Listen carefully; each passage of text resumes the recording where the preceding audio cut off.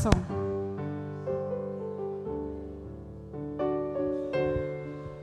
Eu tô com o do pastor. Eu tô com o do pastor.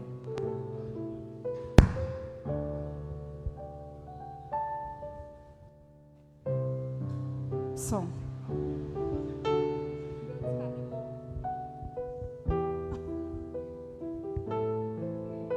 Som, testando som.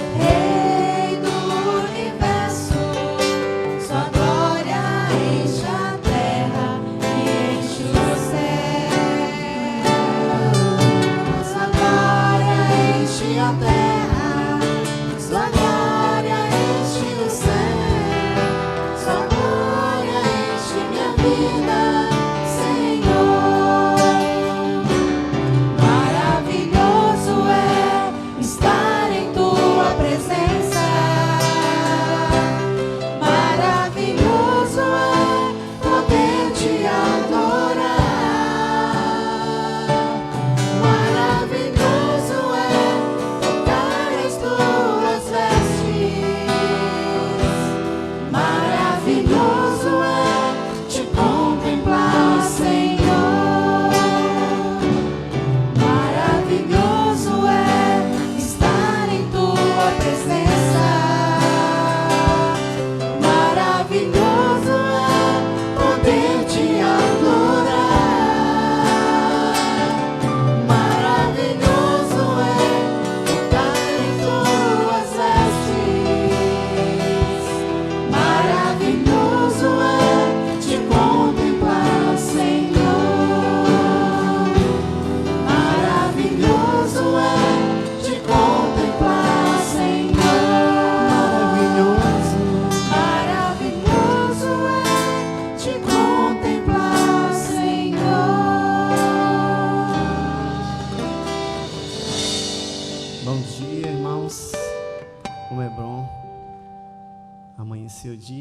contemplar a formosura do nosso Deus, né? Ele é o verbo vivo que veio viver entre nós, se fez carne e habitou na terra para nos trazer a alegria e a vitória sobre a morte, vitória sobre o pecado. Vamos nos colocar de pé e vamos declarar que é o nosso verbo vivo.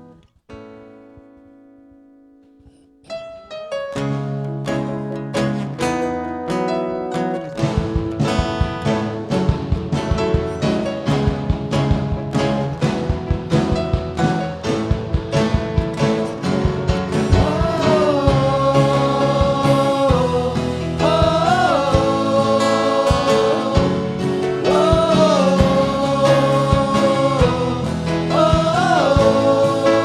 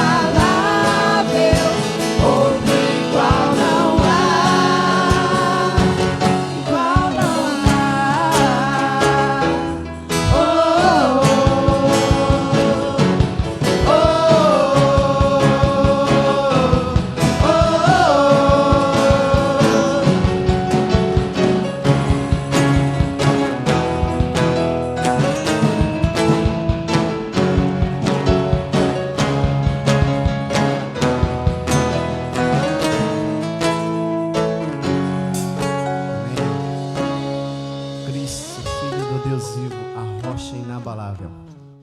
Durante esse próximo cântico, Deus não rejeita a oração é o nosso alimento. O irmão vai estar tendo a liberdade de vir colocar o seu dízimo e sua oferta.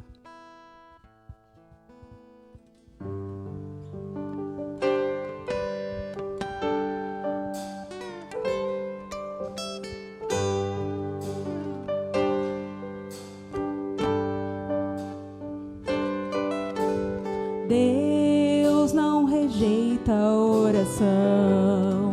Oração é alimento.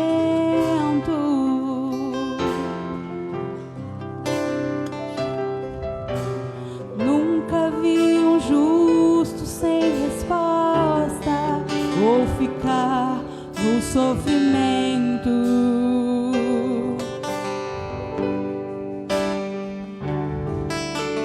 Basta somente esperar o que Deus irá fazer.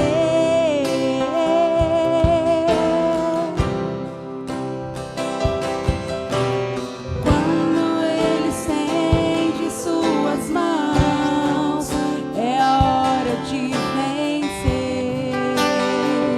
Então louve, simplesmente louve. Tá chorando, louve. Precisando, louve. Tá sofrendo, louve. Não importa, louve. Seu louvor invade o céu. Deus vai na frente, abrindo os caminhos, quebrando as correntes, tirando os espinhos, ordena os anjos pra contigo lutar.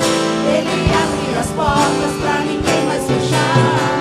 Ele trabalha pra quem nele confia, caminha contigo de noite ou de dia.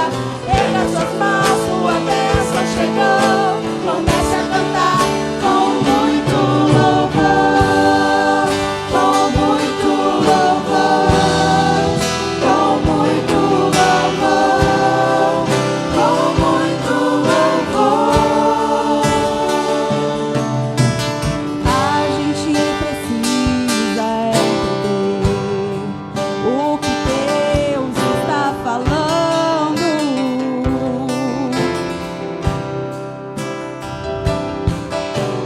Quando Ele fica em silêncio, é porque está trabalhando.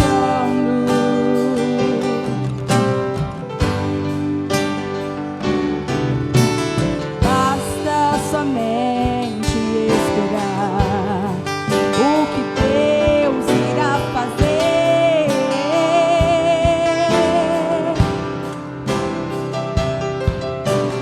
Quando Ele estende suas mãos, é a hora de vencer. Então louve, simplesmente louve. Tá chorando, louve. Precisando, louve. Tá sofrendo, louve. Não importa, louve. Seu louvor invade o céu. Deus vai na frente, abrindo os caminhos, quebrando as correntes, tirando os espinhos, ordena os anjos pra contigo lutar. Ele abre as portas pra ninguém mais fechar. Ele trabalha pra quem nele confia, caminha contigo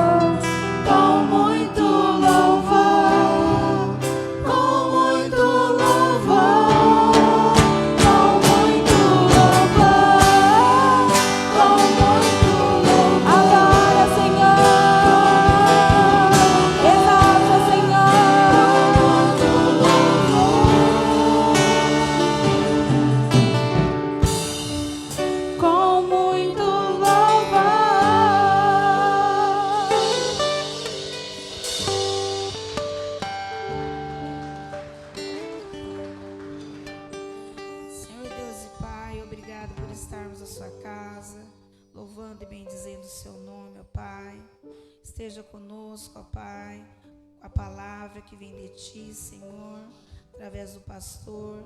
Obrigada pelos dízimos e as ofertas oferecidas, Senhor Deus, a Ti, que sejam utilizadas para a honra e glória do Seu santo nome, ó Pai. Esteja com cada família aqui representada, ó Pai. Obrigada por tudo que Tu tens feito em nossas vidas. É o que eu te peço, te agradeço, em nome de Jesus. Amém. Amém. Irmãos, pode sentar.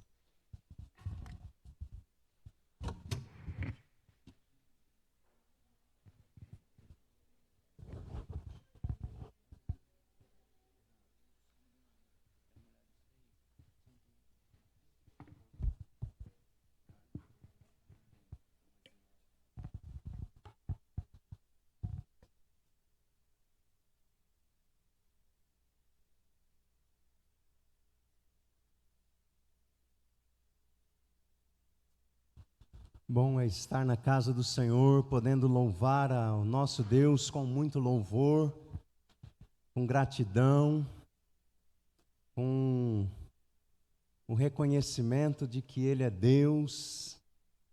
As misericórdias dEle se renovam cada manhã e nós louvamos ao nosso Deus por tudo que Ele é e por tudo que Ele faz por nós. E queremos também dar continuidade à nossa série de estudos na escola bíblica, nesse desafio de pensar sobre o coração. E hoje, na nossa segunda lição, nós vamos pensar sobre os ídolos do coração. Quero convidar você a abrir a sua Bíblia ou então acompanhar a projeção no livro do profeta Ezequiel, no capítulo 14, os versos de 1 ao 8.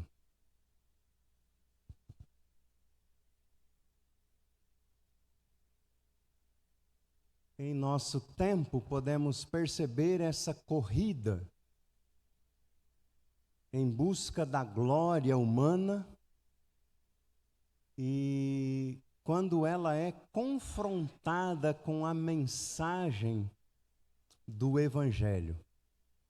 Quando a gente fala dessa corrida da glória humana, a tendência é a gente pensar apenas naquela glória ou na honra, dada aos ídolos, entre aspas, aos artistas, aos famosos, Mas muitas vezes desenvolvemos uma corrida na nossa vida, que a glória almejada não é esse tipo de glória, mas é um tipo de conquista pessoal, de vitória pessoal, que acaba precisando ser confrontada também com a mensagem do Evangelho.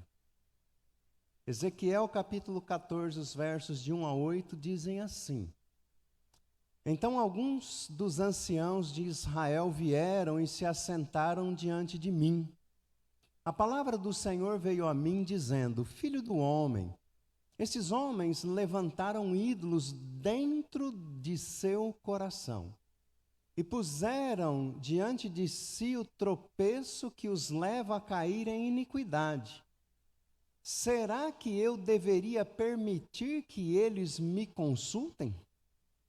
Portanto, fale com eles e diga-lhes: Assim diz o Senhor Deus: qualquer homem da casa de Israel que levantar ídolos dentro do seu coração e puser diante de si tropeço que o leva a cair em iniquidade, e que depois vier consultar um profeta, eu, o Senhor, lhe responderei segundo a multidão dos seus ídolos. Farei isso para que eu possa conquistar novamente a casa de Israel no seu próprio coração, porque todos se afastaram de mim para seguirem seus ídolos. Portanto, diga à casa de Israel: assim diz o Senhor Deus, convertam-se e afastem-se dos seus ídolos, desviem o rosto de todas as suas abominações. Porque qualquer homem da casa de Israel, ou dos estrangeiros que moram em Israel, que se afastar de mim, que levantar ídolos dentro de seu coração, e que depois vier consultar um profeta para me consultar por meio dele, a esse eu, o Senhor, responderei por mim mesmo. Voltarei o rosto contra o tal homem, farei dele um sinal e provérbio, e o eliminarei do meio do meu povo. E vocês saberão que eu sou o Senhor. Amém? Senhor, nós estamos diante da Tua palavra e cremos que ela é o poder do Senhor para edificar, mas também para derribar, conforme o Senhor disse por meio do profeta Jeremias. Por isso, ó Deus, que a Tua palavra derribe em nossos corações os ídolos e edifique verdadeira adoração ao único que é digno de honra, de glória e de louvor. Assim, Deus, oramos, crendo que o Senhor é poderoso para fazer muito mais do que pedimos e pensamos, no nome de Jesus. Amém. Amados, quando nós falamos sobre ídolos, geralmente pensamos naquelas figuras icônicas ou figuras de caricatura, né? Dos pagãos levando suas preces a eles, a esculturas, bizarras ou não, a representações de animais ou de pessoas de sua devoção. E Deus nos fala através de Isaías no capítulo 44 que muitas vezes o ser humano corta para si um pedaço de madeira lá no meio da floresta, com uma parte faz um ídolo, com a outra queima para fazer uma fogueira para se aquecer, e fala ali da loucura de colocarmos a nossa fé, a nossa confiança em ídolos feitos, criados à imagem do ser humano. Uma definição simples de ídolo, porém, é tudo aquilo que ocupa o nosso coração, tomando lugar que pertence a Deus. Nós falamos na lição passada acerca do termo coração. E se você se lembrar, nós falamos que tanto no Antigo Testamento quanto no Novo Testamento, o termo coração, na grande maioria das vezes, não se refere ao órgão que pulsa sangue, mas se refere à sede dos nossos desejos, à sede das nossas vontades, ao centro do nosso pensamento, ou seja, no nosso ser interior. Para isso, é nisto que se refere grande maioria das palavras usadas para coração. Leb, no Antigo Testamento, em hebraico, e cardia, no Novo Testamento, no grego. Então, quando falamos da questão daquilo que ocupa o nosso coração, não é o sangue que bate nele, mas é aquilo que está na nossa mente, lá dentro de nós. E no nosso texto, o profeta Ezequiel fala de ídolos do coração, ou seja, ídolos que estão arraigados, plantados, fundamentados dentro das nossas vontades, dos nossos desejos, das nossas escolhas. Ele fala desses ídolos como representações divinas que nós vamos construindo na nossa alma, no nosso interior, e que acabam por serem substitutos de Deus. Segundo um teólogo chamado Richard Case, um ídolo é algo dentro da criação que é colocado de forma inflacionada para assumir o lugar de Deus. Qualquer coisa e todas as coisas podem se tornar potencialmente em ídolos na nossa vida. Um ídolo pode ser um objeto físico, pode ser uma propriedade, uma pessoa, uma atividade, uma regra. Um ídolo pode ser uma instituição. Um ídolo pode ser uma esperança. Um ídolo pode ser um prazer. Pode ser um herói, ou seja, toda ou qualquer coisa que tome o lugar de Deus na nossa vida. Sendo isso verdade, como é que nós podemos, irmãos, determinar quando alguma coisa é ou se tornou um ídolo? A questão essencial é: há alguma coisa ou alguém além de Jesus Cristo que tenha assumido em nosso coração uma função de confiança, em que você confia mais do que a Deus? Há alguma coisa ou alguém em nosso coração que tem assumido no nosso coração um lugar de lealdade, de serviço, de prazer, de satisfação? Existe alguém ou algo que tememos, amamos, confiamos ou desejamos mais que a Deus? Em Êxodo, capítulo 32, dos versos 1 ao 4 e depois dos versos 19 ao 24, nós lemos lá que o povo abandonou ao Senhor e construiu para si uma representação de um Deus com D minúsculo, em forma de um bezerro de ouro. E passou a adorar a esse bezerro de ouro, colocando-o à frente do povo para que ele dirigisse ao povo em direção à terra prometida por Deus, com D maiúsculo. Moisés havia se ausentado por 40 dias. Então, o povo, achando que Moisés tivesse morrido ou abandonado, pediu para Arão que fizesse para eles uma imagem que fosse à frente deles, um ídolo.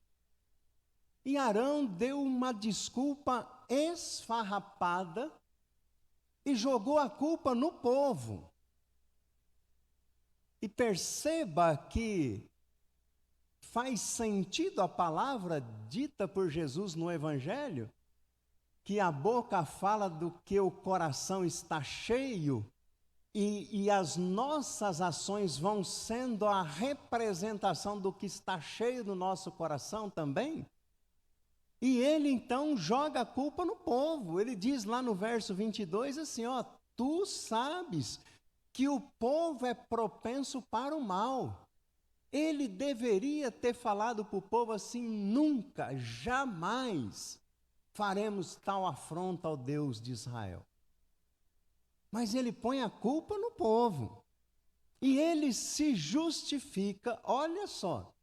Ele diz que pegou os objetos de ouro do povo, os pendentes de ouro, e jogou no fogo e saiu este bezerro. Olha que coisa impressionante. Não foi ele que moldou, que fez segundo aquilo que estava no coração dele. Há, irmãos, uma tendência em nosso coração em não crer em Deus. E por não crer em Deus, há uma tendência da gente criar deuses substitutos. O homem invoca mortos, o homem invoca deidades, o homem se dirige aos ídolos, o homem cria mitos, o homem cria representações simbólicas, o homem idolatra objetos, mas tem grande dificuldade de orar e buscar a Deus. Para esse teólogo que eu citei, isso são distrações, com o propósito de nos tirar do foco que é Deus, o único, inigualável, soberano. Para Martinho Lutero, um dos ícones da Reforma Protestante, idolatria é o pecado por detrás de todos os pecados. O profeta Ezequiel, no texto que lemos, fala que o problema está no coração do homem.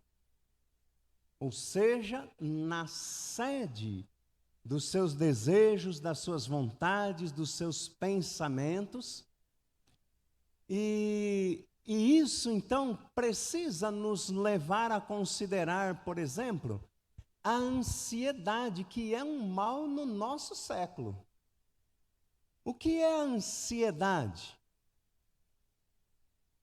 É o excesso, segundo alguns, né, do amanhã, é querer trazer o amanhã para hoje, né?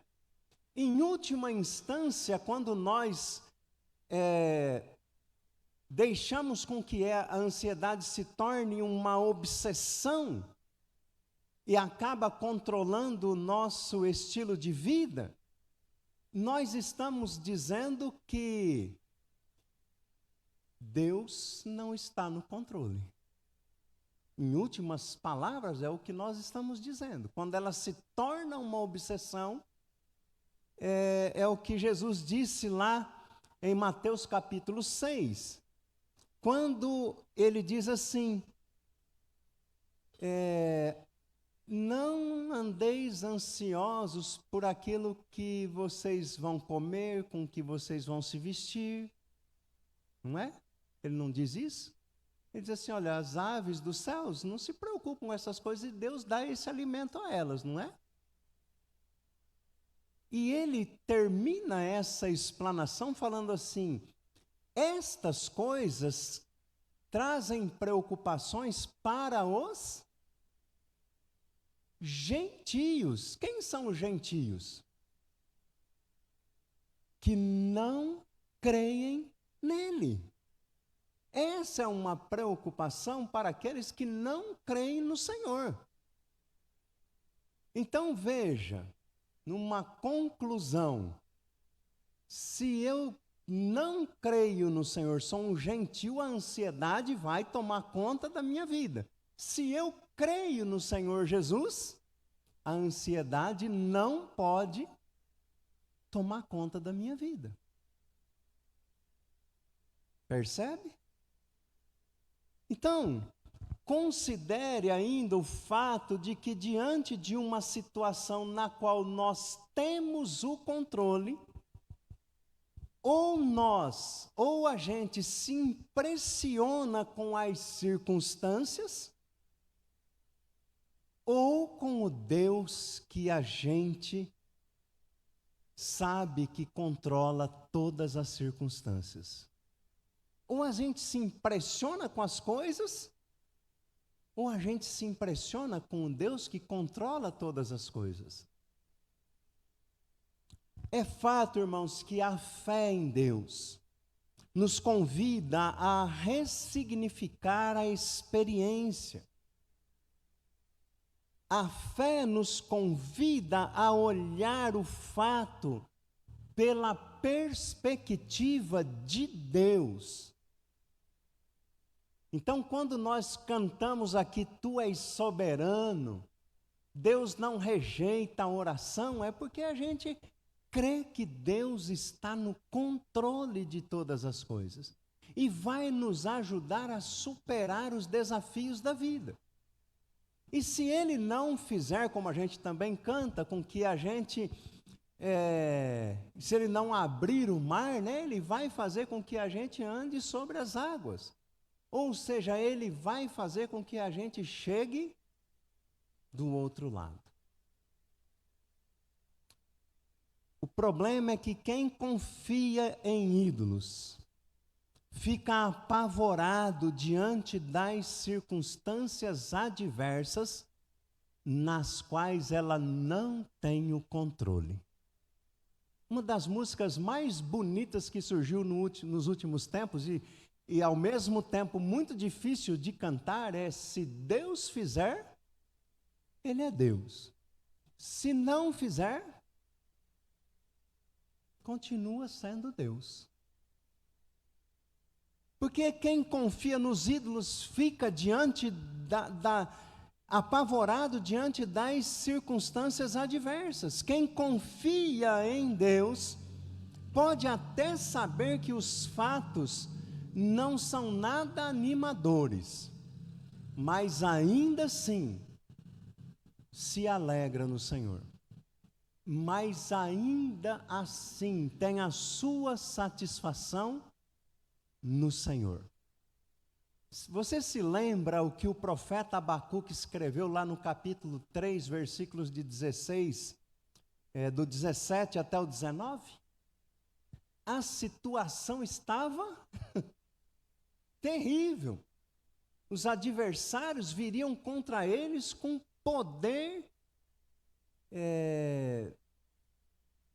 que não dava para eles se oferecerem como resistência.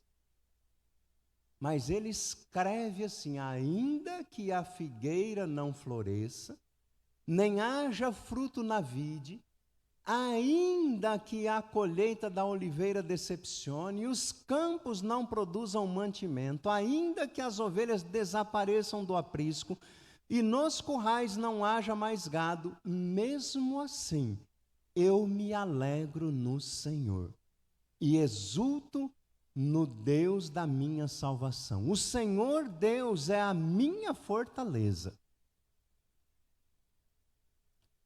Quem acredita, quem crê em Deus, pode experimentar a satisfação, a alegria, o prazer pela vida, ainda que as circunstâncias não lhe sejam favoráveis. E aquele que não crê se desespera quando as coisas não vão bem. Assim, quero convidar você para a gente observar alguns tópicos para a nossa reflexão sobre os ídolos do coração. E uma coisa que a gente percebe no Antigo Testamento, principalmente, é que os povos, eles são atraídos pelos ídolos. Se você pegar a história dos povos, todos eles sempre estiveram envolvidos com os ídolos. Todos eles. Inclusive o povo de Deus. Chamado para ser diferente, mas vira e mexe se envolvia nesta área que era pegarmos o controle de Deus sobre a nossa vida. Nós escolhemos outras coisas que possam ser substitutos, entre aspas, né, de Deus. Nós falamos no domingo passado, em Romanos capítulo 1, lá no versículo 25, que os homens mudaram a verdade de Deus em mentira, adorando e servindo a criatura em lugar do Criador. Por isso, distorcemos a verdade e seguimos a mentira. Tim Keller, um teólogo também importante, ele afirma que na base das nossas escolhas, nossa estrutura emocional, nossa personalidade é um falso sistema de fé centralizado em um ídolo. Veja, ainda em Romanos 1, no versículo 23, que nós estudamos na lição do domingo passado, que os homens fizeram o quê? Eles mudaram a glória de Deus. Por essa razão, todo ser humano se tornou escravo. Veja só, ninguém de fato é livre, porque a quem nós damos a vida, somos obrigados a servir. A quem nós damos a nossa vida, a quem nós consagramos a nossa vida, nós somos obrigados a servir. Paulo, na grande maioria das suas cartas, diz assim: Paulo, servo de Deus. Ele deu a vida para Deus, ele é obrigado, entre aspas, servir a Deus. Se a pessoa dá a vida para o ídolo, ela é obrigada a servir ao ídolo, se tornando escravo dele. Os homens, diz o versículo 25, adoraram e serviram a criatura em lugar do Criador. Isto é, quando passaram a adorar a criatura, passaram também a servi-la. E ao servi-la, se tornaram escravas dela. Mesmo após a conversão, irmãos, facilmente somos distraídos pelos ídolos do coração. Leia aí na sua Bíblia, Ezequiel 14, que é o texto que a gente está aqui explorando, o versículo 3. Enquanto você localiza, vou fazer uma introdução aqui nesse texto. No capítulo 13 de Ezequiel, Deus está condenando os profetas, está condenando as profetisas, porque eles estavam envolvidos nesse sistema. E agora ele está falando aos anciãos, as pessoas que deveriam ser uma espécie de modelo dentre o povo, ensinar ao povo também. E ele está falando acerca dos anciãos. Então, no verso 3, ele diz assim, que os homens, esses anciãos que vieram e assentaram diante do profeta, eles levantaram ídolos dentro do seu coração.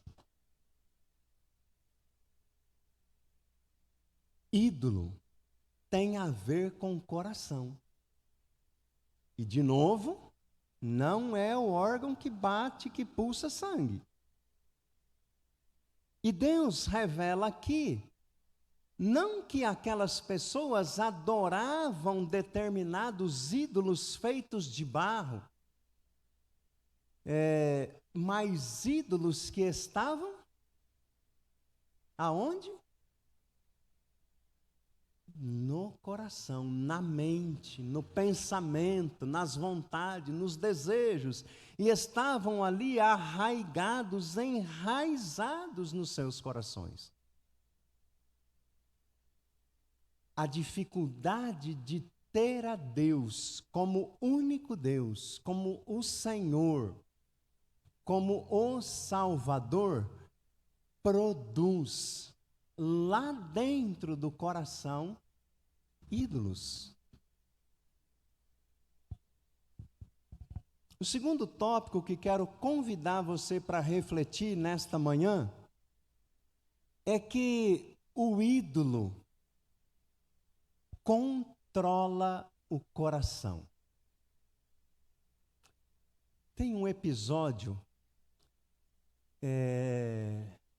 do Homem-Aranha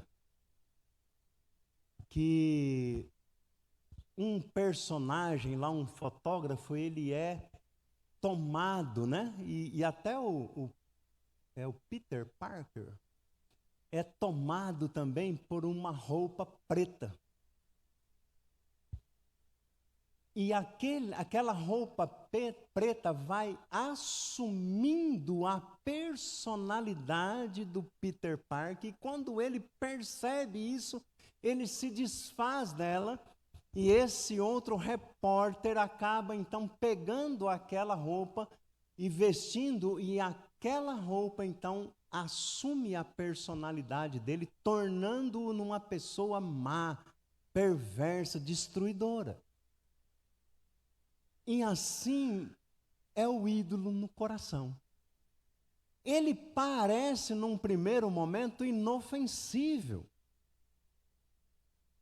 Mas ele vai tomando conta das nossas vontades, dos nossos desejos, dos nossos pensamentos e vai controlando a nossa vida.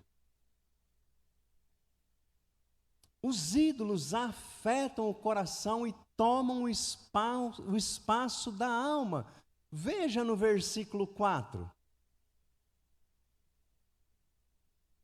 Portanto, fale com eles e diga-lhes, assim diz o Senhor Deus, qualquer homem da casa de Israel que levantar ídolos dentro do coração e puser diante de si tropeço que o levar a cair em iniquidade, o ídolo vai assumindo nossa mente, nossos pensamentos, fazendo com que a gente tropece.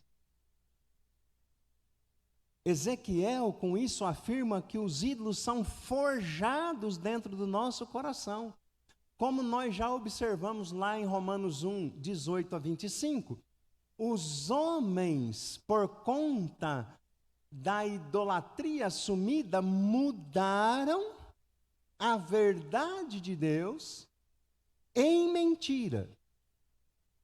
Passaram a adorar e servir a criatura no lugar do Criador. Este é o processo de dominação do ídolo no nosso coração. Chamado também de um processo de degradação. Você vai mudando a verdade. Então, aquilo que é a verdade de Deus passa a uma transformação a fim de que você aceite a mentira em lugar da verdade. E ao assumir a mentira no lugar da verdade, você começa a servi-la. E ao servi-la, você torna-se servo dela. Toda problemática, irmãos, começa com a conceituação. Não é bem assim? Lembra o que a serpente disse para Eva? Para que ela mudasse a verdade de Deus em mentira? Foi assim que Deus disse? Ou seja, ela quis mudar o conceito. E o problema é tudo filosófico, e se você preferir, é teológico. Os homens mudaram a verdade de Deus em mentira. Você já leu em algum lugar na Bíblia onde diz assim que seca-se a erva, a folha murcha, mas a palavra de Deus precisa ser mudada de milênio em milênio. Permanece para sempre. Deus não muda. no seu caráter. Mas o texto diz que a sedução faz com que os homens mudem a verdade de Deus em mentira. Os deuses que eles mesmos criam passam a ser o objeto da sua adoração. E, posteriormente, eles acabam escravizando o Criador dos deuses. E assim, eles passam a servi-lo. Fica claro, irmãos, que os ídolos têm a ver com o coração, com aquilo que nós conceituamos no nosso coração. Eles, uma vez entronizados no nosso coração, assumem o controle, cujo propósito é nos escravizar. O terceiro tópico para a nossa reflexão sobre os ídolos do coração é que o ídolo faz pensar que é impossível ser feliz sem a sua presença. Aqui eu até colocaria um entre parênteses sobre o seu controle. Qualquer que seja a nossa idealização de divindade, ela cria uma falsa sensação de segurança e também ameaça o Criador. Quando você idealiza uma divindade e você acaba ficando submissa a ela, serviçal dela, se você não cumpre o seu serviço para com ela, ela faz com que você tenha uma sensação de insegurança. Veja só, a gente, desde o começo eu falei aqui que ídolo não é somente aquela expectativa caricatural que a gente tem, né, de um símbolo, mas muitas outras coisas. Por exemplo, agora parece que não tem tanto isso, né? Daquelas campanhas, 7 dias não sei do que, 14 dias não sei do que, 40 dias não sei do que, 70 dias não sei do que, como se Deus só fizesse alguma coisa se a gente cumprisse religiosamente os 40 dias, os 14, os 7 dias. E certa vez, conversando com uma pessoa, ela falou assim, olha, eu fui até a 7ª semana. E na 7ª semana, meu marido tinha uma consulta, o marido dela tinha um câncer e ela estava orando em favor dessa enfermidade, para que Deus curasse. E ela perdeu a 7ª semana. Porque ela precisou levar o marido num médico, ficou hospitalizada, ela precisou ficar lá com ele, e ela perdeu a 7ª semana. E aí foi conversar com o líder dela, e ele disse assim, tem que começar tudo de novo. Ela tenta fazer assim, que se você tiver com ela, esse termo eu não gosto até, porque tem muitos pastores, você está comigo? No sentido de atenção, né? Mas a divindade quer mostrar para você que se você tiver com ela, você está seguro. Se você não estiver com ela, ela ameaça você. Vai vir uma praga. Uma vez uma pessoa me procurou e falou assim, o meu pastor me amaldiçoou porque eu saí da igreja dele. Rogou uma praga para mim.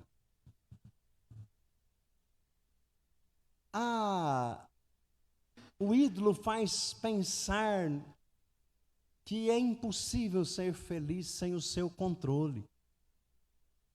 E leva a pessoa a crer que é impossível viver sem esse ídolo.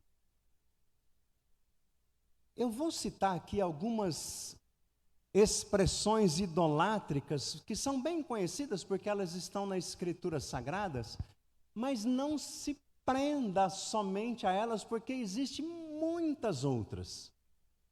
Muitas outras. A glutonaria, que transforma a comida numa obsessão. E o contrário também, a anorexia, também torna a falta de alimentação numa obsessão. E sabe que no Império Romano, as pessoas tinham pias chamadas vomitórias. Sabe para que servia? A pessoa participava daqueles banquetes, comia, ia na pia, pegava uma pena, passava dentro da boca para vomitar e voltar a comer mais. Então a glutonaria nesse sentido, irmãos, torna uma obsessão. Quer ver um outro ídolo? A ambição, que torna a pessoa ambiciosa escrava do sucesso, que ela pensa ser sucesso, que o ídolo da ambição faz com que ela pensa ser um sucesso. A fama não tem limites dentro do coração humano. Certa vez perguntaram a Rockefeller, um homem que foi considerado o homem mais rico do mundo, quanto mais dinheiro ele queria. E sabe o que ele respondeu? Ele foi considerado o homem mais rico do mundo. A resposta dele foi assim: só um pouquinho a mais. Já era o homem mais rico do mundo, mas ele queria um pouquinho a mais. A luxúria, que faz nos depender do prazer ilícito. O prazer que é viciante, da pornografia que é viciante. E as pessoas passam a querer doses, como em qualquer outro vício, cada vez mais fortes. O amor ao dinheiro que Paulo orienta Timóteo, né? Que é a raiz de todos os males, faz as pessoas viverem em torno do lucro. Pessoas chegam a vender a alma, a saúde, a espiritualidade por um bocado a mais de dinheiro, para ter uma vida um pouco mais glamurosa, um carro mais novo, uma casa num bairro melhor. A vaidade,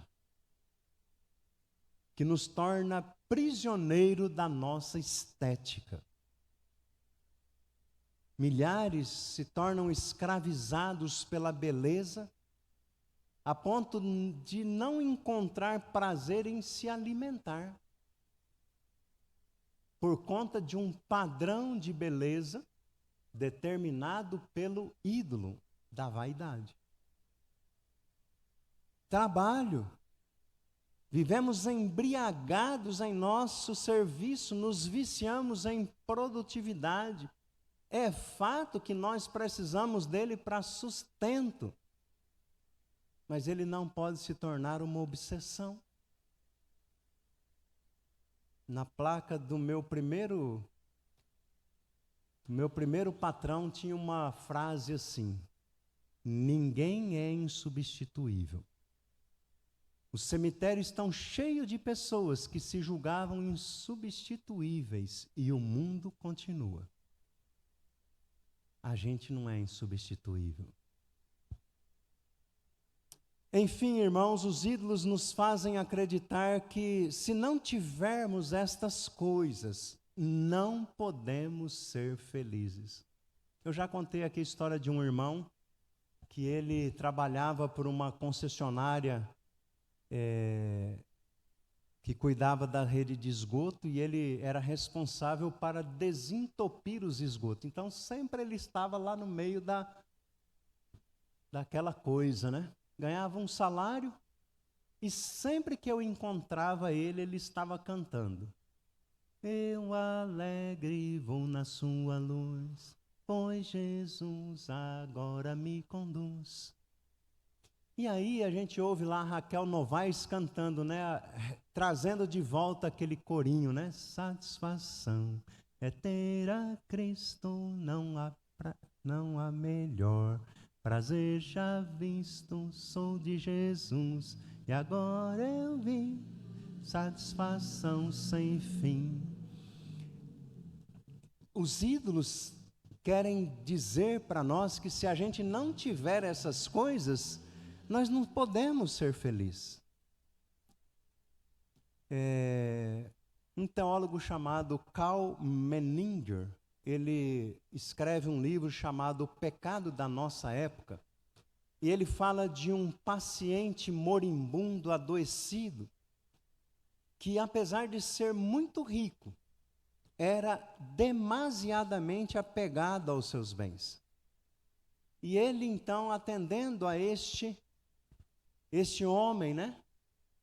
Ele desafiou ele a superar essa relação que ele tinha ao apego aos seus bens, sugerindo que ele doasse parte dos seus bens para entidades que pudessem investir em vidas, investir em saúde.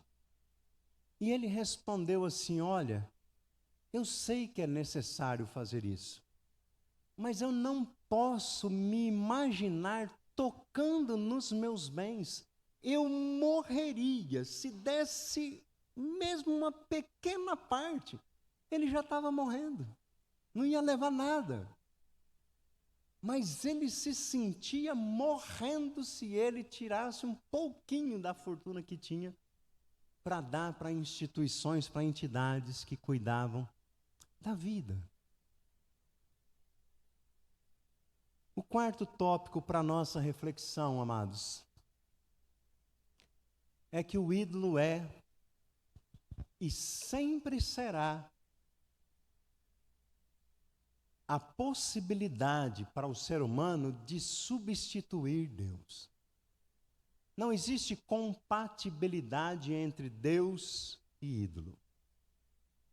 Então, ao assumir um ídolo no nosso coração, nós estamos substituindo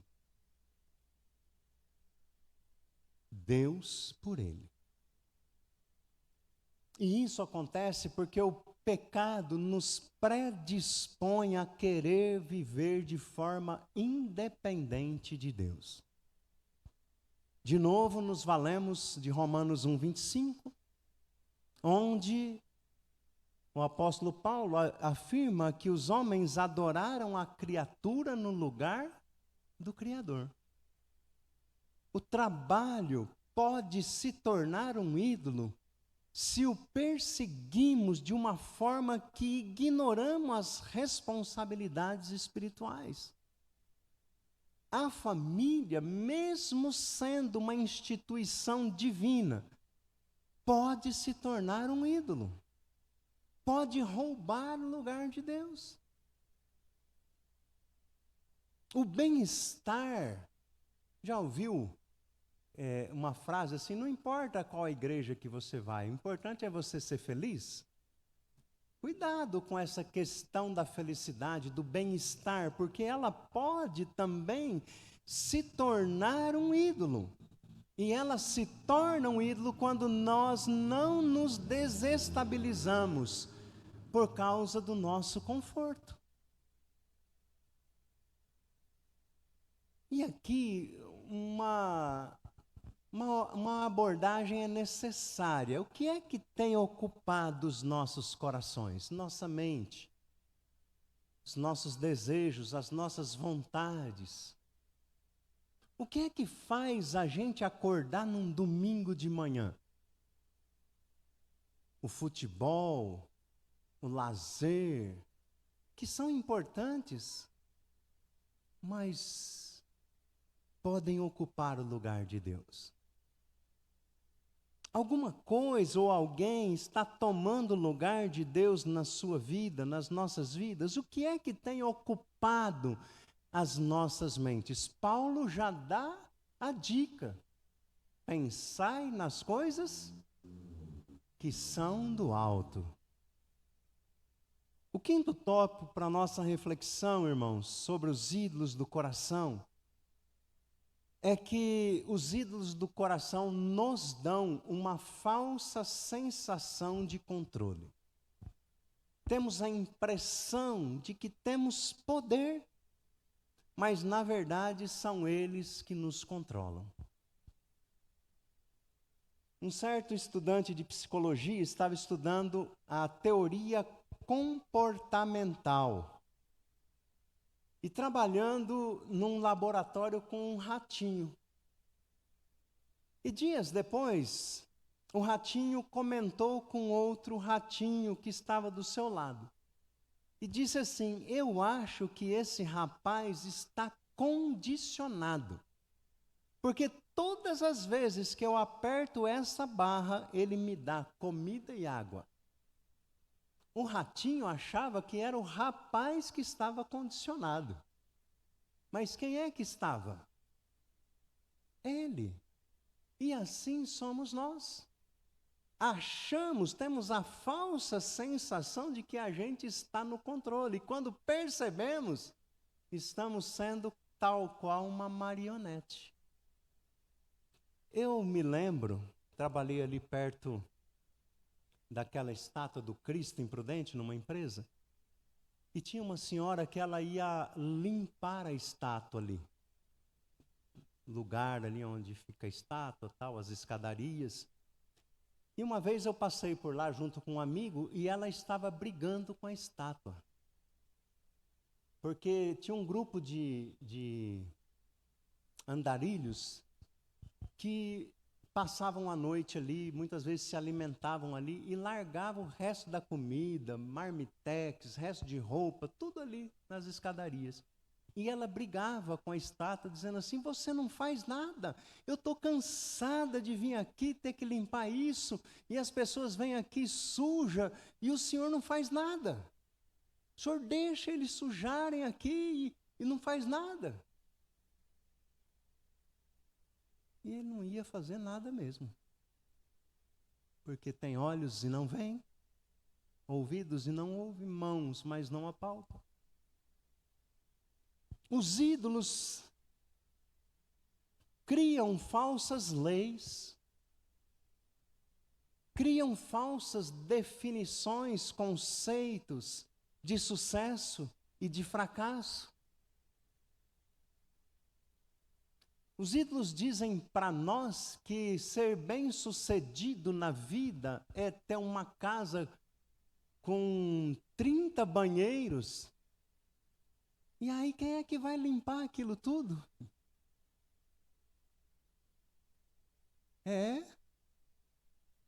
A gente vai ficando mais velho e a gente vai ficando mais prático nas coisas. Gente, quanto menor, melhor. Não é? Mas a ideia de sucesso do ídolo é essa. Tem um cantor aí famoso no mundo gospel que ele cantava no mundo secular e ele conta lá no testemunho dele que ele tinha 4 carros importados na garagem. Quantos que ele dirigia? Não é? Ele dirigia um. A esposa dele não dirigia. Os ídolos criam falsos valores, falsos significados, fazem promessas de bênção, e quando não são alcançadas, a culpa é sua. Você não orou com fé, você não fez as 7 semanas. E aí você atrai maldição para aqueles que seguem as suas leis e acabam desobedecendo. Um exemplo disso é assim, ó, se fizer bastante dinheiro, estarei seguro. Se a minha vida será bem-sucedida, se, e essa é a partícula mais fraca da nossa língua, se. As pessoas me respeitarão e vão gostar de mim se. O resultado, irmãos, é que nós vamos nos tornando escravos destes ídolos. Vou dar um outro exemplo aqui, de novo, com relação à ansiedade. A gente vai se tornando, a gente se torna ansioso na medida em que a gente vai idolatrando valores que são finitos. E Paulo fala que se a nossa preocupação é apenas com essa vida que é finita aqui nesta terra, nós somos os mais miseráveis dos homens. Quer ver um valor finito? A idolatria do corpo. Me torno frágil e ansioso quando percebo que o meu corpo não tem mais aquela estrutura que tinha quando eu tinha 16, 17 anos. E não terá mesmo, pode fazer quantas plásticas quiser. A idolatria do sucesso, a gente se desespera quando nós não estamos em evidência. Tem alguns cantores seculares que quando começam a cair em declínio, eles falam assim, eu vou gravar gospel. Porque talvez no universo gospel acaba voltando à evidência, fazer sucesso. Mas cantar gospel, a gente louva, adora a Deus, não é? O louvor a Deus é para aqueles que servem a Deus. A idolatria ao dinheiro ou do dinheiro. Muitos acabam não conseguindo pensar na ideia de viver sem ele. Quando teve aquele plano Collor, quantas pessoas se mataram? Quantas pessoas se mataram? Porque ficaram com 50 no princípio, né? Depois um monte de gente começou a dar um jeito de recuperar o dinheiro, mas o desespero de não tê-lo levou a pessoa a cometer suicídio. O vazio, experimenta o vazio e falta de sentido. E alguns chamam isso de desespero. Nas formas mais brandas são o desapontamento, a desilusão, o cinismo. Diante destas realidades, daquilo que pode tomar o nosso coração de Deus e se tornar um ídolo, quero convidar você para pensar, internalizar e agir algumas questões. Falamos no domingo passado, diante da realidade do coração corrompido, que havia remédio, há remédio para ele. E diante da realidade do ídolo que pode tomar conta do nosso coração, há solução. E a solução começa por uma luta. Para a gente lutar contra um inimigo que é astuto.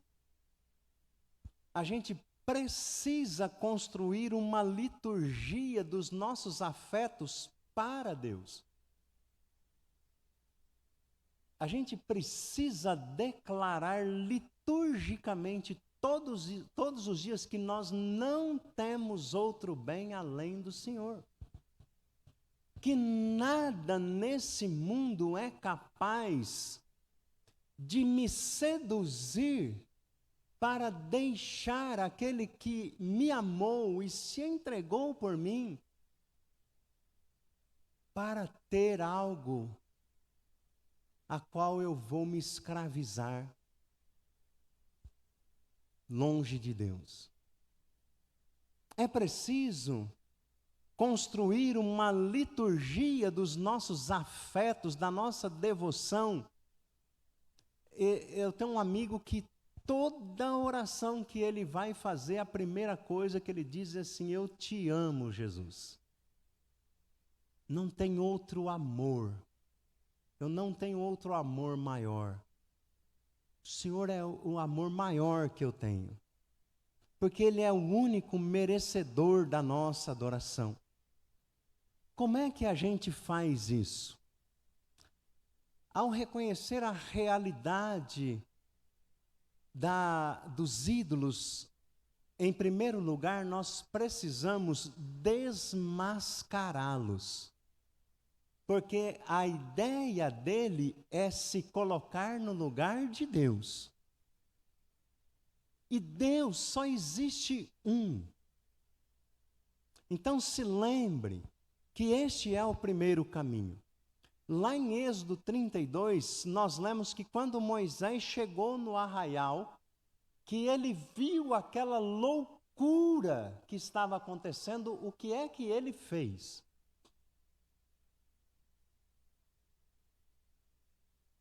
E o que mais?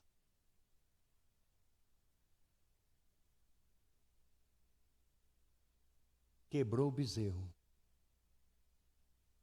Ele quebrou o bezerro. Sabe o que isto significa?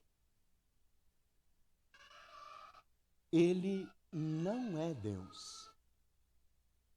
Porque ele é quebrável. Ele é frágil.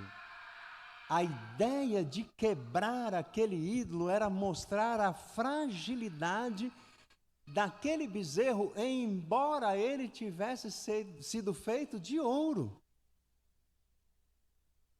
O ídolo, irmãos, precisa ser denunciado, desmascarado, quebrado.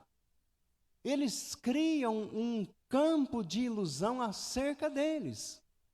Um teólogo chamado Scott Peck, no seu livro O Povo da Mentira, afirma que o mal é como um fungo e um mofo. Como é que você... E eles vivem na penumbra, né? Como é que você elimina o fungo e o mofo?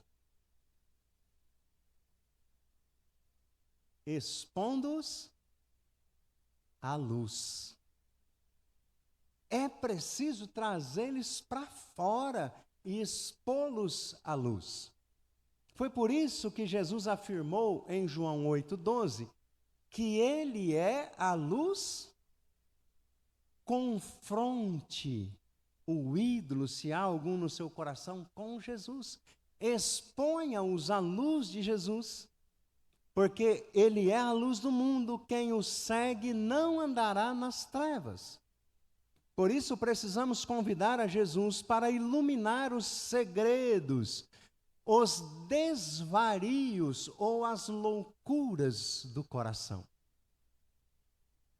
Em segundo lugar, nós vamos vencer esse inimigo ardiloso, regozijando-se na graça e na obra de Jesus. Precisamos levantar cantando todos os dias: satisfação é ter a Cristo. Meu maior prazer é estar na tua presença. Não tenho outro bem além de ti. Tua é a honra, a glória e o poder. Precisamos admitir que às vezes nós temos buscado segurança nos nossos esquemas e na nossa justiça própria. E isso muitas vezes vai se tornando um ídolo em nós. Mas a grande mensagem do Evangelho de Cristo é que nele nós somos aceitos para Deus. De graça, pela graça.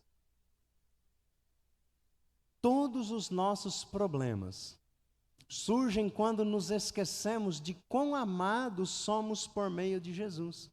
De quão honrados, bonitos, seguros, ricos, respeitados, livres nós somos em Jesus Cristo. Foi oferecido para o Billy Graham ser candidato à presidência dos Estados Unidos. E ele disse, a resposta dele, segundo é atribuído a ele, né, essa resposta foi assim: eu não quero rebaixar o meu cargo. Eu sou embaixador de Cristo.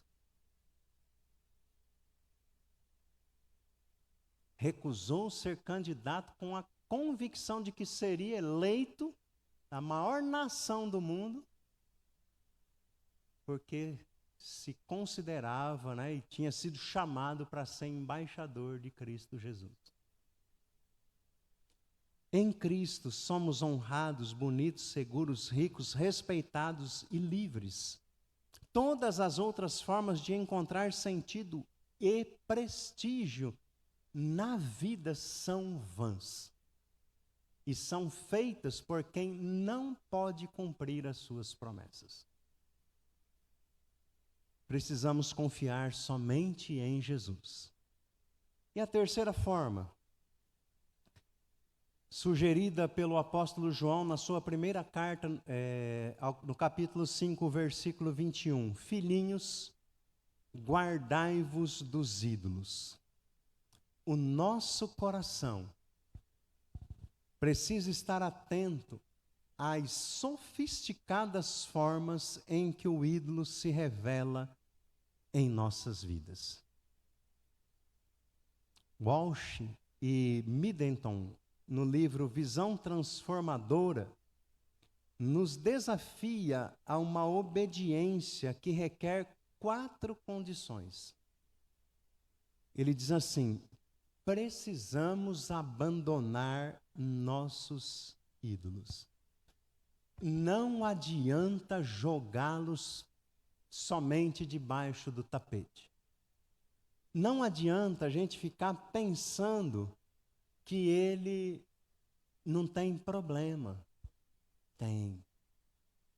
Uma hora ele vai se rebelar contra você.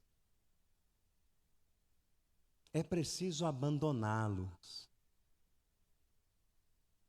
A segunda é reconhecer a multidimensionalidade da vida.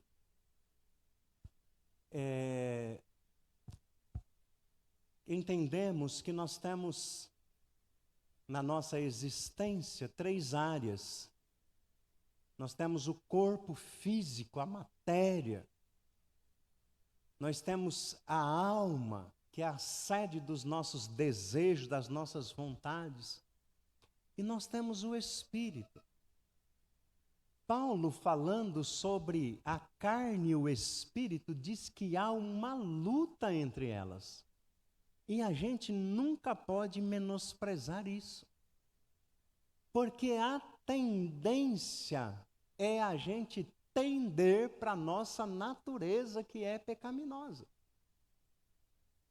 Então a gente precisa reconhecer e cuidar das várias dimensões do nosso ser. Precisamos cuidar da alma, precisamos cuidar do corpo. O corpo enfraquecido fisicamente vai levar a um enfraquecimento da alma e do espírito. Ficamos sujeitos a uma tendência para não se guardar do ídolo quando nós estamos enfermos. Quando estamos enfermos fisicamente, ficamos mais sensíveis. E se não tomarmos cuidado com a saúde do nosso corpo, poderemos enfrentar consequências em outras áreas da vida. Precisamos responder em obediência às normas, aos preceitos, aos valores, aos mandamentos, aos estatutos de Deus para os seus. Precisamos saber o que é que Deus estabeleceu como norma. para nós e obedecê-las. Precisamos também, segundo Walsh Middleton, viver em comunidade com outros num caminho renovado de vida. Num caminho de vida transformada por aquele que é único e que deve ser o único na nossa adoração, no nosso servir. Amém? Querido Deus, obrigado pela Tua palavra que é viva e eficaz. Obrigado pela forma especial com que o Senhor fala com cada um de nós. Te agradecemos, ó Deus, por nos exortar acerca de nos guardarmos dos ídolos. Aqueles que muitas vezes vêm sorrateiramente e tomam conta do coração do ser humano. Que o nosso coração tem espaço tão somente para o Senhor. Que sejamos cada dia renovados, transformados pela renovação da nossa mente, do nosso ser interior. Também, ó Deus, queremos apresentar diante de Ti nesta manhã os nossos irmãos que estão enfermos, ó Pai, que precisam do cuidado do Senhor. Que o Senhor os visite, trazendo a cura, a restauração, segundo o poder que opera em Ti, ó Deus, por meio do Teu Espírito.